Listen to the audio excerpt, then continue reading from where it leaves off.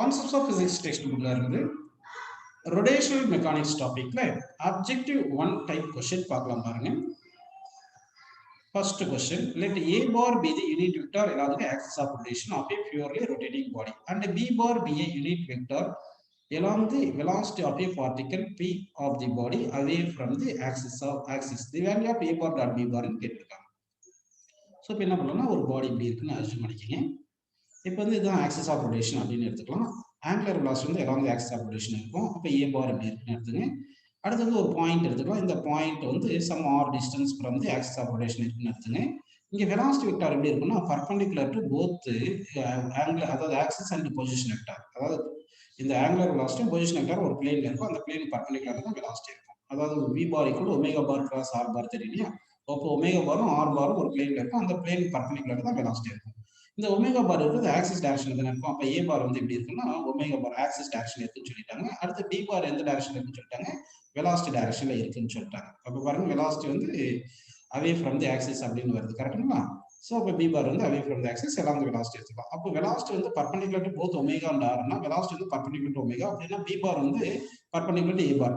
அப்ப angle between B bar and A bar என்ன வரும்னா 90 டிகிரி வந்துரும். θ வந்து 90 டிகிரி வந்துருது, கரெக்ட்டுங்களா? அப்ப A டாட் B தானே கேட்டிருக்காங்க. அப்ப A டாட் B க்கு என்ன எழுதிக்கலாம், AB cos θ எழுதலாமா? சரிப்பா. அப்போ θ வந்து 90 டிகிரினா cos 90 எவ்வளவுப்பா? cos 90 வந்து 0.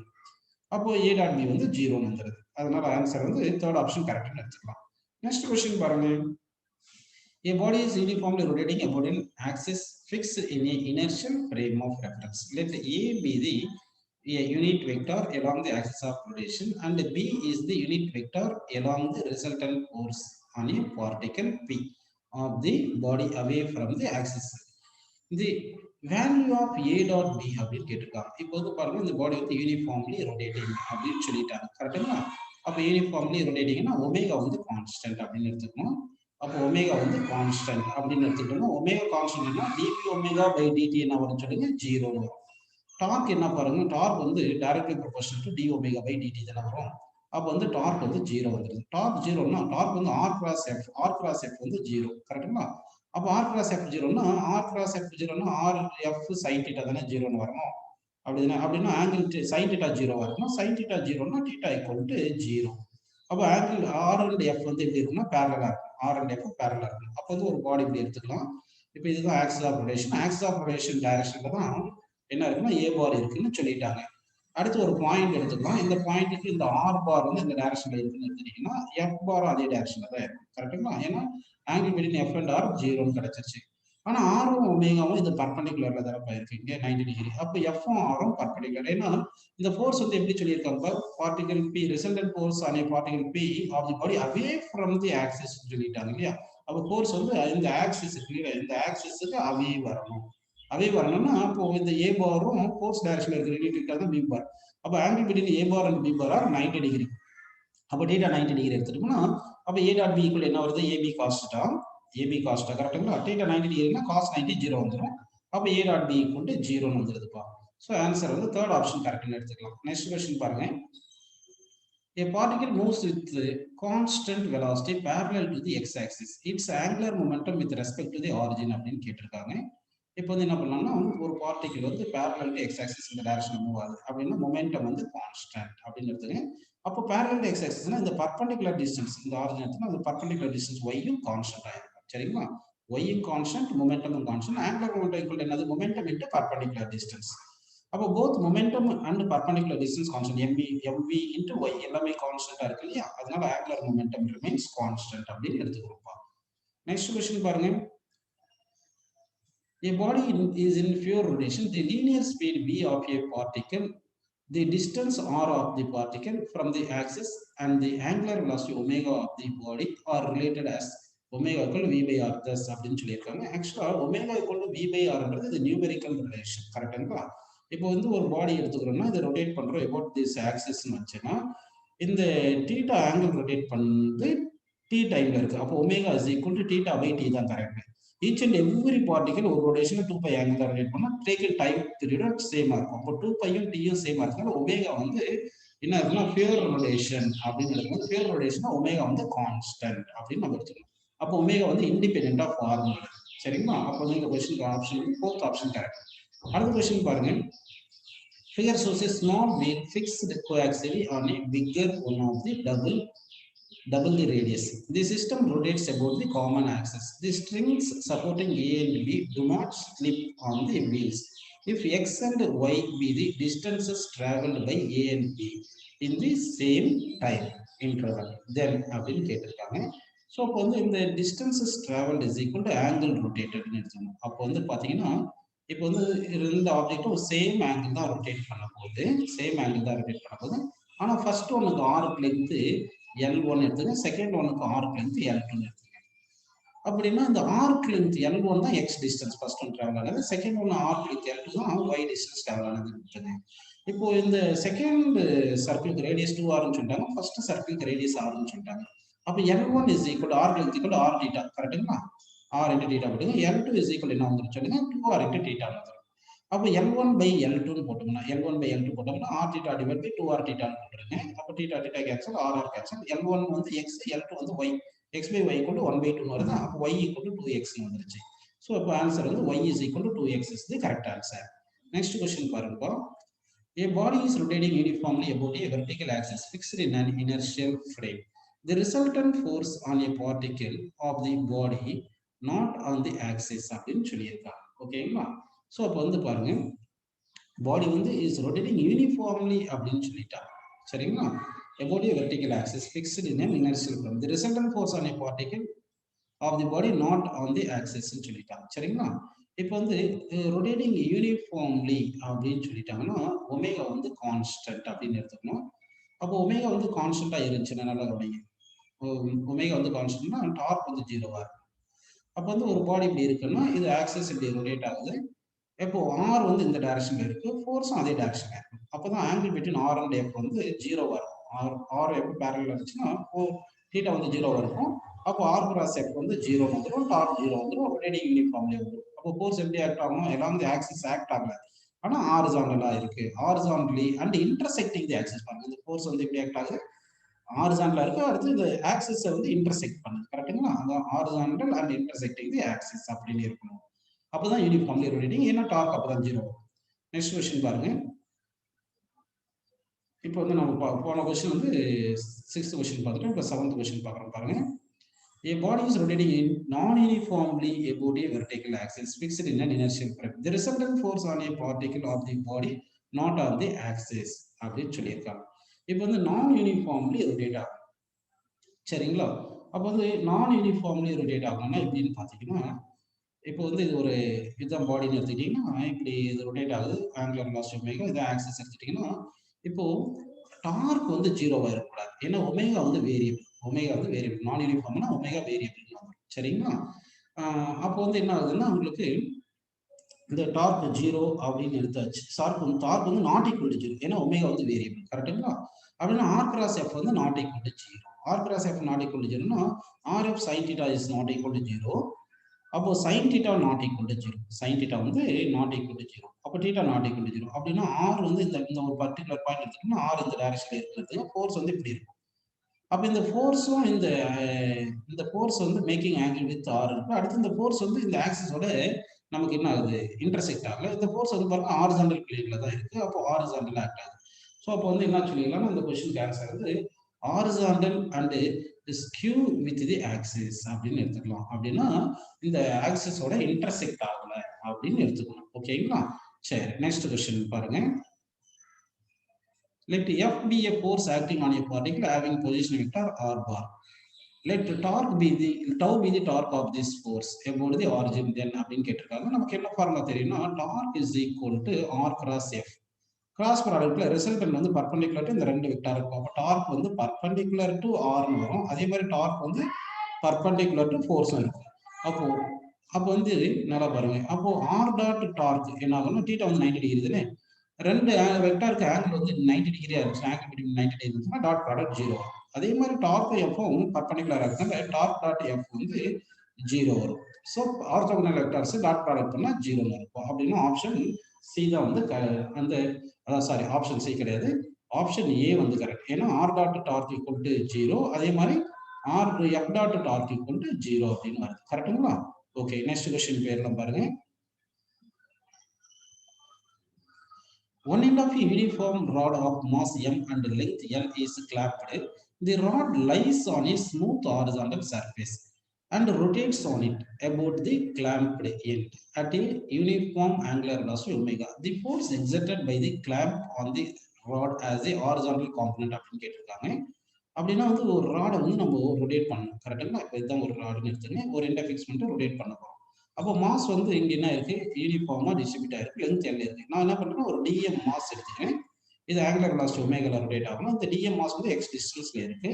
இந்த டிஎம் மாஸை ரொட்டேட் பண்ணுறது நமக்கு டிஎஃப் ஃபோர்ஸ் வேணும். அப்போ DF is equal to DM into omega square into எக்ஸ்ன்னு எடுத்துக்கலாம். இப்போ இது இன்டகிரேட் பண்ணால் 0 to L லென்த்தில் இன்டகிரேட் பண்ணால் நமக்கு டோட்டல் ஃபோர்ஸ் கிடைச்சிடும்.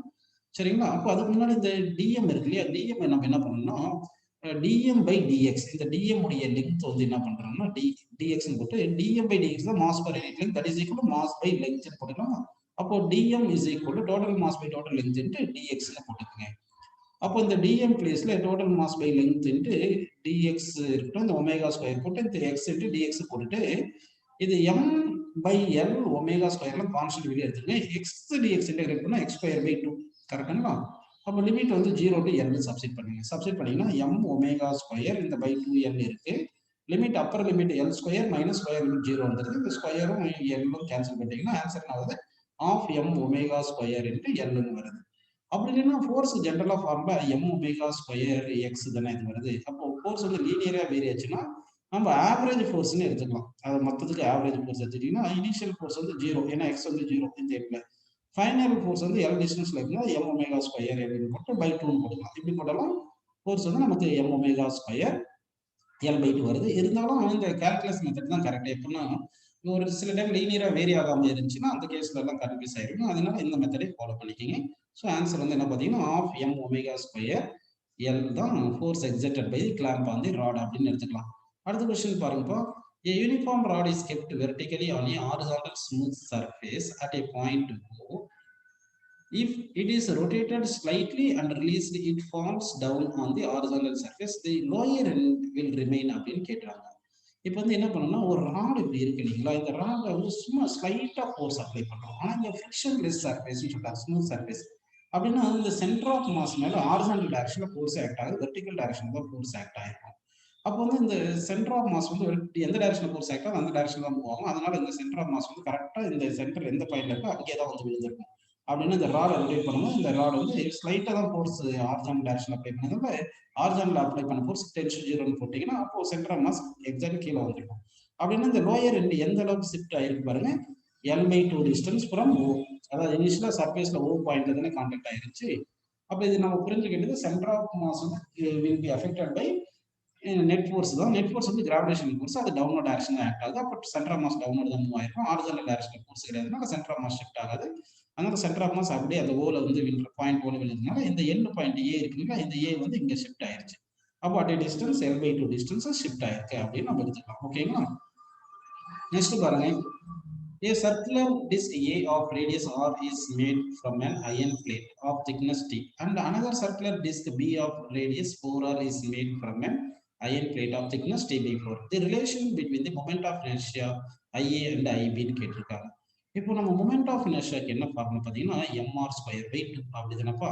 இப்போ மாஸுக்கு என்ன ஃபார்முலா பார்த்தீங்கன்னா டென்சிட்டி இன்ட்டு வால்யூம், வால்யூம்ன்றது ஏரியா இன்ட்டு திக்னஸ் அப்படின்னு எடுத்துக்கிட்டு இன்ட்டு r²/2ன்னு போட்டுக்கணும். இப்போ இங்கே அயன் பிளேட்னால டென்சிட்டி சேம் எடுத்துக்கணும், இந்த 2 சேம் எடுத்துக்கோங்க.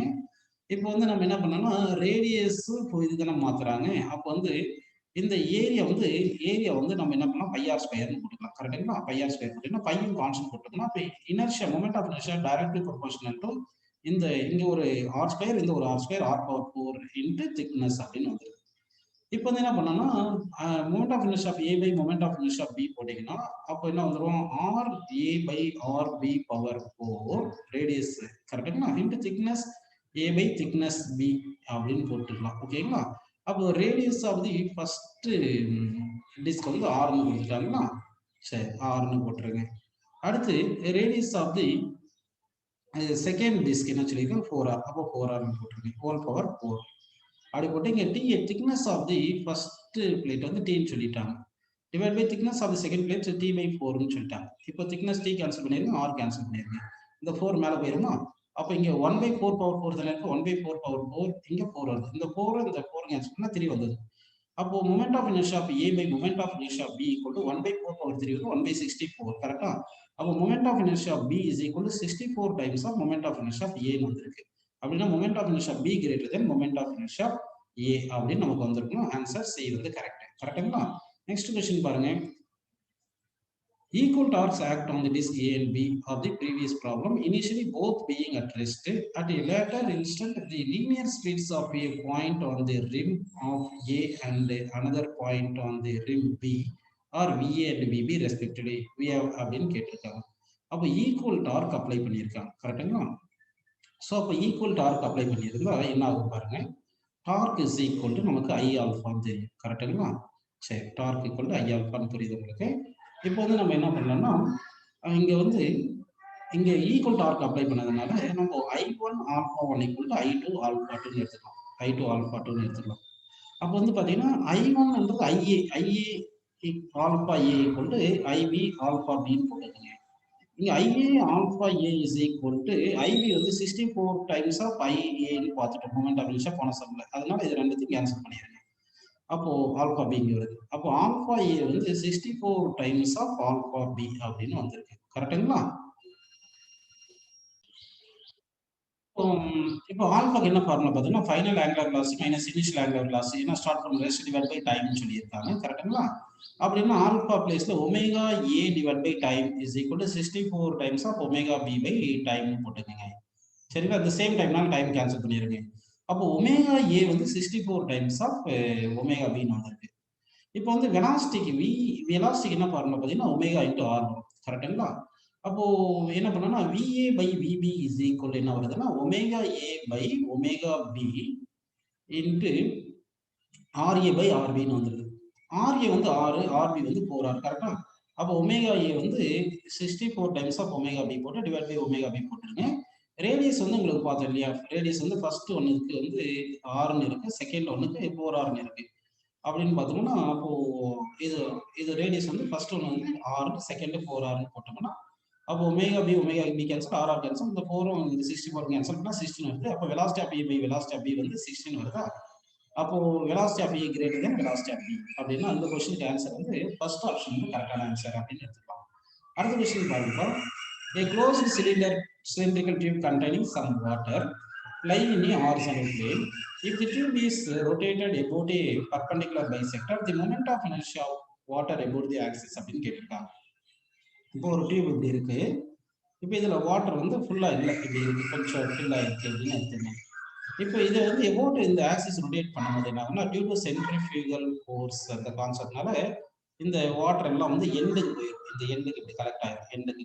கரெக்டுங்களா? அப்போ மாசஸ் வந்து moves far away from the axis of rotation வரதுனால moment of inertia directly proportional R square தான வரும். அப்போ பார்ட்டிகல்ஸ் எல்லாம் அவே ஃப்ரம் ஆக்சிஸ் போறதுனால அப்போ என்ன ஆகுதுன்னா மொமெண்ட் ஆஃப் இனர்ஷியா இன்க்ரீசஸ் அப்படின்னு நம்ம எடுத்துக்கலாம். நெக்ஸ்ட் क्वेश्चन பாருங்க. The moment of inertia of a uniform semicircular wire of mass m and radius are about a line perpendicular to the plane of the wire through the center is dash அப்படின்னு இருக்காங்க. அப்போ வந்து என்ன பண்ணனா ஒரு semi circular wire எடுக்கிறீங்க. Axis இப்படி இருக்கு. இந்த ஆக்சிஸ்ல வந்து each and every part same டிஸ்டன்ஸ்ல தானே இருக்கு. சேம் டிஸ்டன்ஸ் தானே வருது. அப்போ நம்ம ஒவ்வொரு பார்ட்டும் dm மாஸ் எடுத்தோம்னா moment of inertia to small பார்ட்டுக்கு dm இன்டு ஆர் ஸ்கொயர் போட்டுருந்தா இதை இன்டகிரேட் பண்ணோம்னு வச்சுங்க. அப்போ ஐ வந்து R square constant dm integrate பண்ணா m so m R square வந்துருக்கு. அப்போ வந்து என்ன ஆன்சர் பார்த்தீங்கன்னா m ஆர் ஸ்கொயர். அதாவது each and every particles are same distance from the axis of rotation. அப்படியே m ஆர் ஸ்கொயர் நம்ம போட்டுக்கலாம். நெக்ஸ்ட் क्वेश्चन பாருங்க. Let I1 and I2 be the moments of inertia of two bodies of identical geometrical shapes. The first made of aluminum and the second made of iron அப்படின்னு சொல்லியிருக்காங்க. சரிங்களா? இப்போ வந்து என்ன பண்ணணும்னா ஜாமெட்ரிக்கல் ஷேப்னு சொல்லிட்டாங்க. சரிங்களா? அப்போ மொமெண்ட் ஆஃப் இனர்ஷியா வந்து நம்ம ஆர் ஸ்கொயர் இதெல்லாம் எடுக்க தேவையில்ல, டைரக்ட்லி ப்ரொபோர்ஷனல் மாஸ் போட்டுக்கலாம். ஏன்னா ஜாமெட்ரிக்கல் ஷேப்னா எல்லாமே அந்த டிஸ்டன்ஸ் எல்லாமே சேம் எடுத்துக்கலாம். அப்போ மாஸுக்கு வந்து என்ன ஃபார்முலா பார்த்தீங்கன்னா டென்சிட்டி இன்ட்டு வால்யூம் போட்டுக்கலாம். வால்யூமும் சேம், ஏன்னா ஐடென்டிக்கல் ஷேப்னு சொல்லிட்டாங்க. அப்போ வால்யூம் சேம். அப்போ moment of inertia direct proportional density. Density of aluminium உங்களுக்கு less than density of iron தெரியும் இல்லையா? அதனால வந்து moment of inertia of aluminium less than moment of inertia of iron அப்படின்னு வந்திருக்கணும். ஓகேங்களா? அப்போ ஃபர்ஸ்ட் வந்து அலுமினியம், செகண்ட் வந்து அயன்னால moment of inertia of iron greater than moment of inertia of aluminium அப்படின்னு நம்ம இந்த क्वेश्चनக்கு ஆன்சர் எடுத்துக்கலாம். நெக்ஸ்ட் क्वेश्चन பாருங்க. A body having its center of mass at the origin has three of its particles at a, 0, 0, 0, 0, 0, 0, a. The moment of inertia of the body about the x-axis and the y-axis are 0.2 kg per meter square each. The moment of inertia about the z-axis அப்படின்னு கேட்டிருக்காங்க. So அப்போ வந்து என்ன பண்ணலாம்னா, இப்போ ஒரு பாடின்னு இருக்கு. இப்போ இது x-axis, இது y-axis, இது z-axis இருக்கு. கரெக்டுங்களா? இப்போ x-axisல ஒரு பார்ட்டிகிள் இருக்கு, y-axisல ஒரு பார்ட்டிகிள் இருக்கு, z-axisல ஒரு பார்ட்டிகிள் இருக்கு.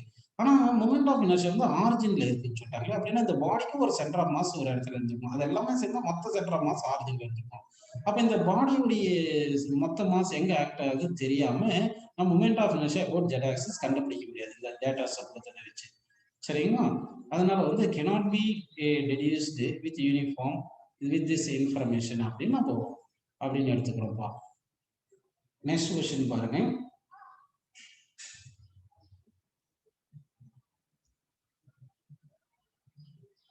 A cubical block of mass m and edge a slides down a rough inclined plane of inclination theta with a uniform velocity. The torque of the normal force on the block about its center as a magnitude கேட்டிருக்காங்க. இப்போ வந்து என்ன பண்ணலாம்னா ஒரு incline plane அப்படி இருக்குன்னு எடுத்துக்கலாமா, theta அப்படி இருக்கு. ஓகேங்களா? இப்போ வந்து ஒரு கியூபிக்கல் பிளாக் வந்து இப்படி மூவ் ஆகும். ஸோ இது மேலே என்னென்ன ஃபோர்ஸ் ஆக்ட் ஆகும் அப்படின்னு பார்த்தோம்னா ஒரு mg sin theta force from the centre act ஆகும். சரிங்களா? அடுத்து ஒரு mg cos theta ஃபோர்ஸ் இப்படி ஆக்ட் ஆகும். இது எல்லாமே mg sin theta mg cos theta towards centre act ஆகுறதுனால சென்டர்ல இருந்து ஆக்ட் ஆகுறதுனால இதனால டார்க் 0 இருக்கும். ஆனா இது ஸ்லைட் டவுன்வர்ட் வர்றதுனால ஃப்ரிக்ஷனல் ஃபோர்ஸ் அப்வர்ட் வந்துடும். சரி, அப் தி பிளேன் வந்துடும். அப்போ ஃப்ரிக்ஷனல் ஃபோர்ஸ் இந்த பர்பெண்டிகுலர் டிஸ்டன்ஸ் இருக்கு இல்லைங்களா, இந்த டிஸ்டன்ஸ் ஆர்னு வச்சுக்கிட்டோம்னா டார்க் இருக்கும். அப்போ torque equal to F into frictional force into perpendicular distance. இந்த ஃப்ரிக்ஷனல் ஃபோர்ஸ் இன்ட்டு பர்பெண்டிகுலர் டிஸ்டன்ஸ்னா a/2. ஏன்னா சைட் லென்த் ஏ கொடுத்துட்டாங்களப்பா, சைட் லென்த் ஏ கொடுத்ததுனால a/2 போடலாம். இந்த ஃப்ரிக்ஷனல் ஃபோர்ஸ் வந்து என்ன பண்ணிருக்கணும், இந்த mg sin theta பேலன்ஸ் பண்ணிருக்கணும். ஏன்னா வந்து யூனிஃபார்ம் வெலாசிட்டின்னு சொல்றதுனால நெட் ஃபோர்ஸ் எல்லாம் வந்து இன்க்ளைன் பிளேன் 0 வரணும். அப்போ frictional force equal mg sin theta ன்னு போட்டுடலாம். அப்போ டார்க் இஸ் ஈக்குவல் என்ன வருதுன்னா mg sin theta into a/2. இந்த a/2 போட்டுக்கலாம். கரெக்டுங்களா? சரி, இந்த டார்க் வந்துருக்கு. ஆனா இது ரொட்டேட் ஆகலைன்னா டார்க் வந்து 0வா இருக்கணும். அப்போ டார்க் 0வா இருக்கணும்னா இந்த ஃப்ரிக்ஷனல் ஃபோர்ஸ்னால வந்த டார்க்கை வந்து வேற ஏதாவது ஒரு டார்க் வந்து பேலன்ஸ் ஆயிருக்கணும். அது எதுவாக இருக்கணும்னா நார்மல் ரியாக்ஷனாக தான் இருந்திருக்கணும். அப்போ நார்மல் ரியாக்ஷன் டுவர்ட் சென்டர் ஆயிருக்காது, கொஞ்சம் ஷிஃப்ட் ஆயிருக்கும். இந்த நார்மல் ரியாக்ஷனால டார்க்கும் இந்த ஃப்ரிக்ஷனல் ஃபோர்ஸ்னால டார்க்கும் ஈக்குவல் அண்ட் ஆப்போசிட்டாக இருந்திருந்தா தான் டோட்டல் டார்க் 0 வரும். அப்போ தான் டார்க் வந்து நமக்கு இது ரொட்டேட் ஆகாம யூனிஃபார்ம் வெலாசிட்டியில் போயிருக்க முடியும். அப்போ இந்த டார்க் டியூ டு ஃப்ரிக்ஷன் இருக்கு, அந்த டார்க் டியூ டு ஃப்ரிக்ஷன் தான் டார்க் டியூ டு நார்மல் ரியாக்ஷனாக இருக்கணும். ஏன்னா ரெண்டுமே ஈக்குவலாக இருந்திருக்கணும். அப்போ torque due to normal reaction என்ன பண்ணலாம், இந்த mg into a into sin theta by 2 போட்டுக்கலாம். கரெக்ட்டுங்களா? ஸோ அப்போ ஆன்சர் வந்து ஃபோர்த் ஆப்ஷன் வந்து கரெக்டான ஆன்சர் அப்படின்னு நம்ம எடுத்துக்கலாம். நெக்ஸ்ட் கொஸ்டின் பாருங்க. A thin circular ring of mass m and radius r is rotating about its axis with an angular speed omega. Two particles having mass m each are now attached at diametrically opposite points. The angular speed of the ring will become அப்படின்னு கேட்டிருக்காங்க. So இங்க வந்து என்ன பண்ணலாம்னா ஒரு ring இருக்கு, இதுக்கு mass m இருக்கு, ரொட்டேட்ஸ் ஆங்குலர் வெலாசிட்டி ஒமேகான்னு இருக்கு. அப்போ வந்து angular momentum equal to I omega. கரெக்டுங்களா? ஐ ஒமேகா எடுத்துக்கலாம். ஐ வந்து எவ்வளவு பார்த்தீங்கன்னா mr ஸ்கொயர்னு போட்டுக்கலாம். சரிங்களா? mr ஸ்கொயர் ஒமேகா போட்டுக்கலாம். ஃபைனலாக என்ன பண்றோம்னா இது இனிஷியல் ஆங்குலர் மொமெண்டம். ஃபைனலாக என்ன பண்றோம், ரெண்டு பார்ட்டிகளை அட்டாச் பண்ணிடுறோம், ஜென்ட்லா அட்டாச் பண்றோம் வச்சுங்க. அப்போ ஆங்குலர் வெலாசிட்டி ஒமேகா டேஷ்னு வச்சுங்க. இப்போ இந்த பார்ட்டிகள் m இருக்குனால இப்போ new angular momentum equal to new moment of inertia omega dash போடணும். அப்போ நியூ மொமெண்ட் ஆஃப் இனர்ஷியா இந்த ரிங்குக்கு moment of inertia mr square போடணும். பிளஸ் இந்த பார்ட்டிகல்ஸ் எவ்வளவு டிஸ்டன்ஸ் இருக்கு, r டிஸ்டன்ஸ் இருக்கு, ஒவ்வொரு பார்ட்டிகல்ஸ்க்கும் mr ஸ்கொயர் போட்டோம்னா மொமெண்ட் ஆஃப் இனர்ஷியா ரெண்டு பார்ட்டிகல் 2mr ஸ்கொயர் போட்டு இன்டு ஒமேகா டேஷ்னு வந்துருது. அப்போ ஃபைனல் ஆங்குலர் மொமெண்ட் என்ன வரும் சொல்லுங்க, இந்த r ஸ்கொயர் காமன் எடுத்துக்கிட்டோம்னா m + 2m into omega dash வருது. கரெக்டா? இங்க வந்து நம்ம டார்க் அப்ளை பண்ணல, அதனால டார்க் வந்து 0. டார்க் 0னா ஆங்குலர் மொமெண்ட் கேன்சல். அப்போ initial angular moment equal to final angular momentum வரணும். கரெக்டாக ஃபைனல் ஆங்குலர் மொமெண்ட் வரணும். அப்போ initial angular moment mr square omega that is equal to final angular moment என்ன பார்த்திருக்கோம், r square into m + 2m into omega dash பார்த்திருக்கோம். இந்த r square cancel பண்ணிருங்க. So omega dash equal to m omega divide by m + 2m. கரெக்டுங்களா? So அப்போ answer பாருங்க, இந்த 18th கொஸ்டினுக்கு செகண்ட் ஆப்ஷன் வந்து கரெக்டான ஆன்சர். அடுத்த கொஸ்டின் பார்க்கலாம் பாருங்க. A person sitting firmly over a rotating stool has his two arms stretched. If he folds his arms, his angular momentum about the axis of rotation அப்படின்னு கேட்டிருக்காங்க. இப்போ நல்லா கவனிக்கணும். இப்போ என்ன பண்ணணும்னா ஒரு டேபிள், இது டேபிள்னு அசியூம் பண்ணிக்கிங்க. இங்க வந்து ஒரு பர்சன் இருக்காங்க. இப்படி பர்சன் இருக்காரு. ஸோ இங்க 2 பேர் ரொட்டேட் ஆகுறாங்க. ரொட்டேட் ஆகும்போது angular momentum of table plus person equal to constant அப்படின்னு எடுத்துக்கணும். இது மாறக்கூடாது. கரெக்டுங்களா? அப்போ angular momentum of table plus angular momentum of person equal to கான்ஸ்டன்ட்னு எடுத்துக்கலாம். ஓகே, மாறக்கூடாது தானப்பா? சரி.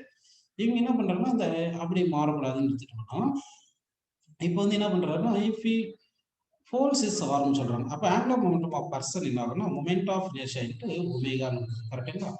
அப்போ இங்க பர்சன் வந்து ஃபோல்டு பண்ணும்போது இஸ் ஹேண்ட்ஸை ஃபோல்ட் பண்ணா மொமெண்ட் ஆஃப் இவருடைய மொமெண்ட் ஆஃப் இனர்ஷியா டிக்ரீஸ் ஆயிரும்.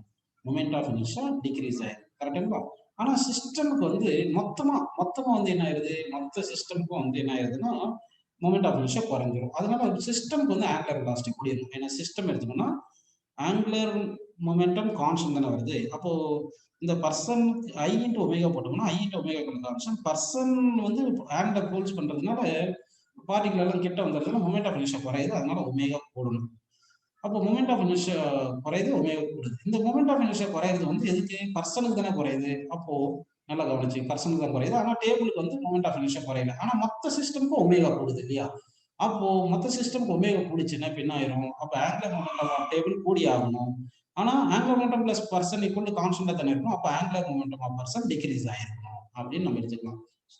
ஸோ தட் இந்த கொஸ்டினுக்கு ஆன்சர் என்ன பார்த்தீங்கன்னா செகண்ட் ஆப்ஷன் வந்து கரெக்டான ஆன்சர் அப்படின்னு நம்ம எடுத்துக்கலாம். நெக்ஸ்ட் கொஸ்டின் பாருங்க. The centre of a wheel rolling on a plane surface moves with a speed v0. A particle on the rim of the wheel at the same level as the center will be moving at a speed ன்னு சொல்லிட்டாங்க. இது வந்து நம்ம fear rolling எடுத்துக்கணும் இல்லையா? அப்போ pure ரோலிங்னா velocity of centre of mass R ஒமேகாவை ஈக்குவலா இருக்கும். அப்போ velocity of centre of mass v0 இருக்குதுங்க. இப்போ நம்ம என்ன பண்ணலாம், கிரவுண்ட்ல இருந்து சேம் லெவல் ஆஸ் சென்டர் எடுத்தோம்னா இந்த பாயிண்ட் எடுத்துக்கலாம். இந்த பாயிண்ட்ல வந்து என்ன இருக்குன்னா ஒரு டிரான்ஸ்லேட்டரி மோஷனால ஒரு வெலாசிட்டி இருக்கும். அடுத்து ரொடேஷன் மோஷனால ஆர் ஒமேகா இருக்கும். நம்ம ஃபியூர் ரோலிங்ல v0 is equal to R omega தானே படிச்சிருக்கோம். அப்படின்னா இந்த ஆர் ஒமேகா வந்து எவ்வளவு இருக்கணும்னா v0 இருக்கும். கரெக்டுங்களா? இப்போ இந்த particle same level as the centre of mass இருக்கிற பாயிண்ட்ல பாத்தீங்கன்னா இந்த டிரான்ஸ்லேட்டரி மோஷனால வெலாசிட்டி ரொடேஷன் மோஷனல் வெலாசிட்டி மேக்கிங் ஆங்கிள் 90 டிகிரி இந்த நேரத்தில் அப்போ ரிசல்டன்ட் வெலாசிட்டி என்ன பண்ணணும், இந்த ரெண்டு வெலாசிட்டி ஸ்கொயர் பண்ணி ஆட் பண்ணி ரூட் எடுக்கணும். அப்போ v0 square plus v0 square அப்படி ரூட் எடுத்துட்டோம்னா அப்போ 2 டைம்ஸ் ஆஃப் v0 ஸ்கொயர் வந்து v0 வெளியே எடுத்துட்டா v0 ரூட் வந்துருக்கு. ஸோ தட் ஆன்சர் என்ன வருதுன்னா தேர்ட் ஆப்ஷன் வந்து கரெக்டான ஆன்சர் அப்படின்னு நம்ம எடுத்துக்கிறோம். நெக்ஸ்ட் கொஸ்டின் பாருங்க. A wheel of radius 20 cm is pushed to move it on a rough horizontal surface. It is found to move through a distance of 60 cm on the road during the time it completes one revolution about the center. Assume that the linear and the angular accelerations are uniform. The frictional force acting on the wheel by the surface is dash கேட்டிருக்காங்க. அப்படின்னா இது ஒரு நல்ல question பாருங்க. இப்போ இது வந்து wheel இருக்கு. இந்த வீலுக்கு வந்து centre of mass velocity certain டைரக்ஷன்ல இருக்குன்னு அஸ்யூம் பண்ணிக்கலாம். ரேடியஸ் வந்து 20 சென்டிமீட்டர்னு கொஸ்டின்ல கொடுத்துட்டாங்க. ஒரு ரொடேஷன்ல எவ்வளவு டிஸ்டன்ஸ் போயிருக்கு, 60 சென்டிமீட்டர் போயிருக்குன்னு எடுத்துக்கங்க. அப்போ டிஸ்டன்ஸ் டிராவல் ஆக்சுவலா ஒரு ரொடேஷன்ல 2πr எடுத்துருக்கோம் வச்சுக்கோங்க. ஃபியர் ரோலிங்னா 2πr இருக்கும். அப்போ 2 இன்ட்டு பை வந்து கிட்டத்தட்ட நம்ம 3.141 போட்டு இன்ட்டு ஆர் வந்து 20 போட்டோம்னா 2 இன்ட்டு 3 எவ்வளவு வருது, 6 ஆல்மோஸ்ட் 6 இன்ட்டு 20 120. அப்போ வந்து டிஸ்டன்ஸ் வந்து nearly greater than 120 centimetre travel ஆயிருக்கு. ஆனா இவங்க சொன்னது எவ்வளவு, 60 சென்டிமீட்டர் தான் டிராவல் ஆயிருக்கு. அப்படின்னா ஃபியர் ரோலிங் கிடையாது. அப்போ ஃபியர் ரோலிங் கிடையாதுன்னா ஃபார்வர்ட் ஸ்லிப்பிங் இருக்கலாம், இல்லைன்னா பேக்வர்ட் ஸ்லிப்பிங் இருக்கலாம். கரெக்டுங்களா? அப்போ வந்து distance travel less than pure ரோலிங்ல வச்சுன்னா அது பேக்வர்ட் ஸ்லிப்பிங்கா இருக்கும். அப்போ பேக்வர்ட் ஸ்லிப்பிங்கா இருக்கணும்னா அந்த பாட்டம் மோஸ்ட் பாயிண்ட்ல வெலாசிட்டி வந்து பேக்வர்டா இருக்கணும். அப்பதான் பேக்வர்ட் ஸ்லிப்பிங். நல்லா கவனிங்க. ஏன்னா டிஸ்டன்ஸ் டிராவல் 60 சொல்லியிருக்காங்க. ஃபியர் ரோலிங்ல இருந்தா ஒரு ரொடேஷன் டிஸ்டன்ஸ் 125 இருக்கும். அப்போ இந்த டிஸ்டன்ஸ் டிராவல் கம்மியா இருக்குன்னா பேக்வர்ட் ஸ்லிப்பிங்கா இருக்கணும். அப்படின்னா பேக்வர்ட் ஸ்லிப்பிங்கா இருக்கணும்னா பாட்டம் மோஸ்ட் பாயிண்ட்ல வெலாசிட்டி வந்து பேக்வர்ட் டைரக்ஷன் இருந்தா பேக்வர்ட் ஸ்லிப்பிங் வந்துருக்கும். அப்போ ஃபிரிக்ஷன் ஃபோர்ஸ் ஆப்போசிட் தி மோஷன் தானே. அப்போ இந்த ரிலேட்டிவ் மோஷன் அப்போஸ் பண்ணல ஃபிரிக்ஷன். அப்போ ஃபிரிக்ஷனல் ஃபோர்ஸ் இந்த டைரக்ஷன்ல ஆக்ட் ஆயிருக்கும். அப்போ velocity of centre of mass எந்த டைரக்ஷன் இருக்கோ அந்த டைரக்ஷன்ல என்ன இருக்கு, ஃபிரிக்ஷன் ஃபோர்ஸ் ஆக்ட் ஆகுதுனால along the velocity of the wheel அப்படின்னு நம்ம ஆன்சர் எடுத்துக்கிறோம்ப்பா. சரிங்களா? நெக்ஸ்ட் क्वेश्चन பாருங்க. The angular velocity of the engine of a scooter is proportional to the petrol input per second. The scooter is moving on a frictionless road with uniform velocity. If the petrol input is increased by 10%, the linear velocity of the scooter is increased by அப்படின்னு கேக்குறாங்க. ஆக்சுவலா வந்து இந்த petrol வந்து நம்ம போடுறதுனால இந்த rotational motion தான் வரும். கரெக்டுங்களா? ரொடேஷனல் மோஷன் தான் வருமே தவிர டிரான்ஸ்லேட்டரி மோஷன் வராது. ஸ்கூட்டருக்கு வந்து இந்த வீல்ஸ் இருக்கு இல்லைங்களா, இந்த வீல்ஸ் தான் இந்த பெட்ரோல் இன்க்ரீஸ் பண்ணும்போது அது ரொட்டேட் ஆகுமே தவிர கிரவுண்ட் எக்ஸர்ட் பண்ற இந்த சிஸ்டம் மேல எக்ஸர்ட் பண்ற ஃபோர்ஸ் வந்து கிடையாது. ஏன்னா சிஸ்டம் மேல எக்ஸர்ட் பண்ற ஃபோர்ஸ் ஏன் கிடையாதுன்னா இது ஃப்ரிக்ஷன்லெஸ் சர்ஃபேஸ் சொல்லிட்டாங்க. அப்போ ஃப்ரிக்ஷனல் ஃபோர்ஸ் அந்த எக்ஸர்ட் பை தி ரோடு அந்த இந்த பைக் தான் வந்து என்ன ஆயிருக்கும்னா ஆக்சலரேட் பண்ணிருக்கும், டிரான்ஸ்லேட்டர் மோஷனுக்கு வந்துருக்கும். சென்டர் ஆஃப் மாஸ் மாத்தினா எக்ஸ்டர்னல் ஃபோர்ஸ் ஆக்ட் ஆகும். அப்படின்னா பெட்ரோல்னால நமக்கு வர்றது இன்டர்னல் ஃபோர்ஸா இருக்கும். அதனால இந்த இந்த பெட்ரோல் இந்த பைக் சிஸ்டம் வந்து ஆக்சலரேட் ஆயிருக்காது. அதனால அந்த வெலாசிட்டி கான்ஸ்டன்ட் வெலாசிட்டி தான் போயிருக்கும். அதனால linear velocity of scooter to not change அப்படின்னு எடுத்துக்கலாம். ஸோ கான்ஸ்டன்ட் வெலாசிட்டியில போயிட்டு இருக்கு அப்படின்னு ஆன்சர் வந்து ஃபோர்த் ஆப்ஷன் கரெக்ட்னு எடுத்துக்கலாம்ப்பா. அடுத்த கொஸ்டின் பாருங்க. A solid sphere, a hollow sphere, and a disc all having the same mass and radius are placed at the top of the smooth inclined and least time will be taken in reaching the body by அப்படின்னு கேட்டிருக்காங்க.